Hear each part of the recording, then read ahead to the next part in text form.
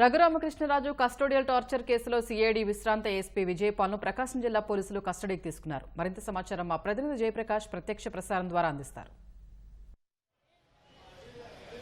స్వప్న Raghuramakrishnaraju custody కేసులో torture కేసులో నిందితుడిగా ఉన్నటువంటి విజయపాల్ను కొద్దిసేపటి కిందటే గుంటూరు జిల్లా జైలు నుంచి ఒంగోలు పోలీసులు కస్టడీకి తీసుకున్నారు.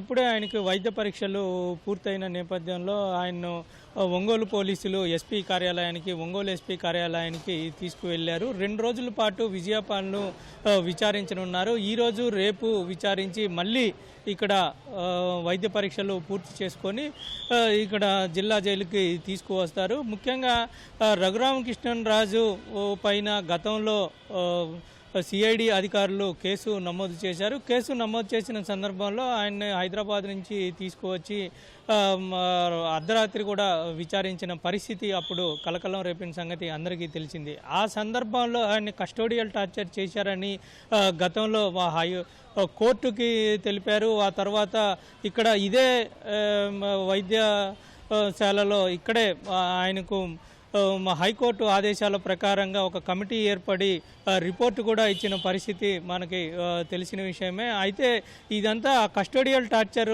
జరిగిన క్రమంలో అప్పుడు విజయపాల్ విచారణ అధికారిగా ఉన్నారు. దానికి పూర్తి బాధ్యత ఆయనే వహించాల్సిన అవసరం ఉన్న నేపథ్యంలోనే కీలక ఏవన్గా అతన్ని పెట్టిన నేపథ్యంలో కీలక నిందితుడిగా ఆయన ఉన్నారు. ఆయన్ని ఈరోజు విచారించి ఆయన నుంచి కీలకమైనటువంటి విషయాలు రాబట్టే అవకాశం మనకి కనబడుతుంది. ఇందులో ప్రధానంగా చూసుకున్నట్లయితే అప్పుడు సిఐడి చీఫ్గా ఉన్నటువంటి సునీల్ కుమార్, అదేవిధంగా అప్పుడు ఇంటెలిజెన్స్ చీఫ్గా ఉన్నటువంటి పిఎస్ఆర్ ఆంజనేయులు, అదేవిధంగా అప్పుడు సీఎంగా ఉన్నటువంటి జగన్ ఇందులో కీలక పాత్ర పోషించారని అప్పుడు ఉన్నటువంటి ఇంటెలిజెన్స్ చీఫ్ ఆదేశాల మేరకే ఈ విధంగా కస్టోడియల్ టార్చర్ చేశారనేటువంటి ఫిర్యాదు తోటి నగరంపాలెం పోలీసులు కేసు నమోదు చేసి ఇందులో అరెస్ట్ చేశారు.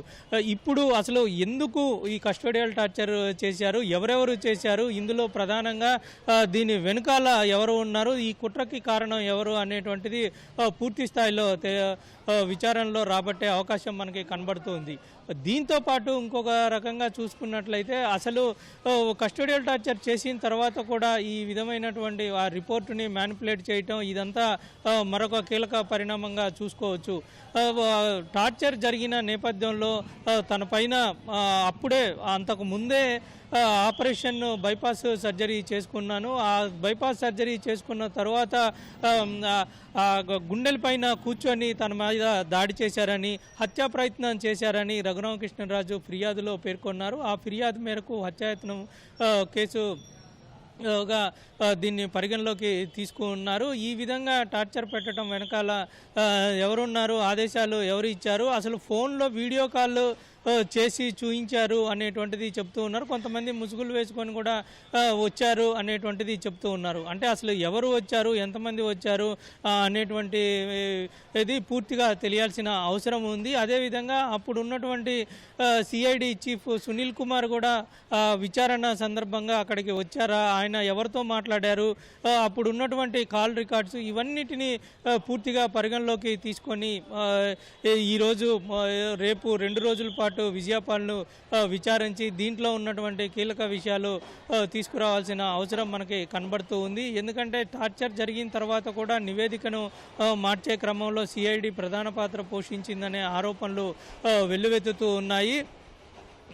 ఇది ప్రధానమే కాకుండా అప్పట్లో సిఐడి అధికారులు ఈ విధంగా చాలామందిని అరెస్ట్ చేయటము, వేధించటము ఇవన్నీ కలకలం రేపిన పరిస్థితి మనకు తెలిసిందే.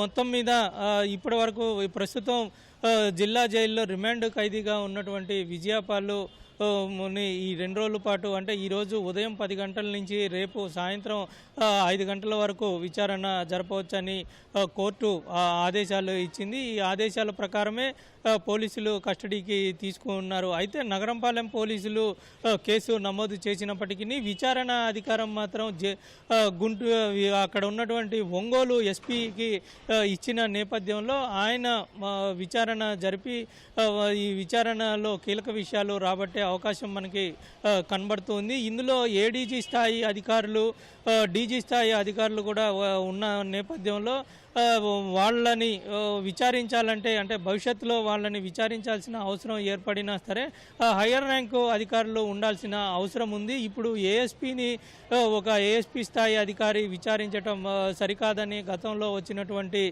ఆరోపణల నేపథ్యంలో పారదర్శకమైనటువంటి విచారణ, అదేవిధంగా ఈ కేసులో పూర్తి స్థాయి నిందితుల్ని అదుపులోకి తీసుకోవాలన్నా, అరెస్ట్ చేయాలన్నా సరే ఖచ్చితంగా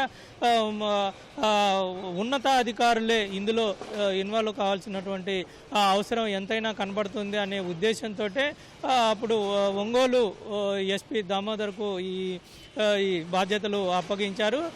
ఈరోజు మరికొద్ది సేపట్లోనే వాళ్ళు ఒంగోలుకి చేరుకుంటారు. ఒంగోలుకి చేరుకున్న తర్వాత అక్కడ విచారణ జరిపి పూర్తి స్థాయిలో విషయాలు రాబట్టే అవకాశం మనకి కనబడుతుంది. స్వప్న. కెమెరామెన్ కేశవ్తో జయప్రకాష్, ఈటీవీ న్యూస్, గుంటూరు.